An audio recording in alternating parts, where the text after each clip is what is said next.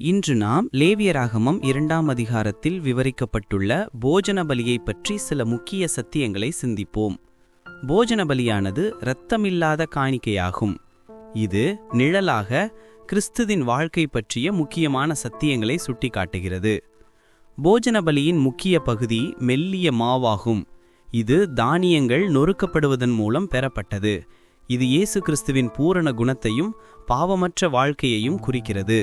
அவர் எந்தவித குறையுமில்லாதவராக பிதாவின் சித்தத்திற்கு கீழ்ப்படிந்து பூரணமாக நொறுக்கப்பட்டார். கிறிஸ்து நம்முடைய பாவ பலியாக மட்டுமல்லாமல் நம்முடைய பூரண போஜன பலியாகவும் இருந்தார். அதாவது நாம் சம்பாதிக்க தவறிய பூரண நீதியை அவர் சம்பாதித்தார். இந்த பலியில் புளித்த மாவு அல்லது தேனை கலக்கக்கூடாது.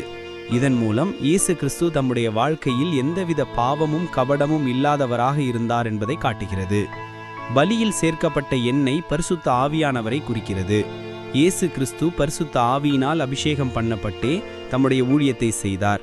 போஜன பலி மாவுடன் பிணைக்கப்பட்டிருந்தது போல கிறிஸ்துவின் வாழ்க்கையும் ஊழியமும் பரிசுத்த ஆவியினால் நிரப்பப்பட்டிருந்தது.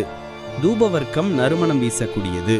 இது தேவனுக்கு பிரியமான கிறிஸ்துவின் பூரண ஜெப வாழ்வையும் தேவனுக்கு முன்பான அவனுடைய மேன்மையையும் குறிக்கிறது.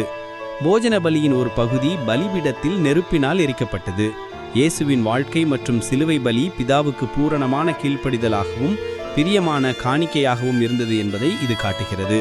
இந்த போஜன பலி கிறிஸ்துவினால் நாம் நம்முடைய சரீரங்களை பரிசுத்தமும் தேவனுக்கு பிரியமுமான ஜீவ பலியாக ஒப்புக்கொடுக்க வேண்டும். போஜன பலியின் மீதமுள்ள பகுதியை லேவியர்கள் உண்பார்கள். இது விசுவாசிகள் சபையில் ஒருவரோடு ஒருவர் ஐக்கியத்திலும் பகிர்தலிலும் இருக்க வேண்டும் என்பதை குறிக்கிறது. சுருக்கமாக, போஜன பலி என்பது பாவமற்ற ஆவியினால் நிரப்பப்பட்ட கீழ்ப்படிதலுள்ள இயேசு கிறிஸ்துவின் பூரண வாழ்க்கை, அவர் செலுத்திய தியாகமான சமர்ப்பண வாழ்வை குறிக்கிறது. கிறிஸ்து நமக்கு செய்த எல்லாவற்றிற்காகவும் நாம் இப்போது நித்திய ஜீவனுக்குரிய நீதியை பெற்றதற்காகவும் நம்முடைய வாழ்க்கையின் ஒவ்வொரு உழைப்பையும் வெற்றியையும் தேவனுக்கு நன்றி பலியாக சமர்ப்பிக்கிறோமா?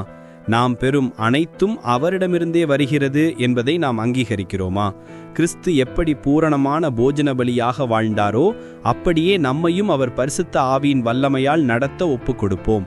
இந்த நாள் முழுவதும் நம்முடைய பேச்சு, நம்முடைய வேலை, நம்முடைய சிந்தனை அனைத்தும் தேவனுக்கு பிரியமான நறுமணம் வீசும் போஜன பலியாக இருக்கட்டும். ஆமேன்.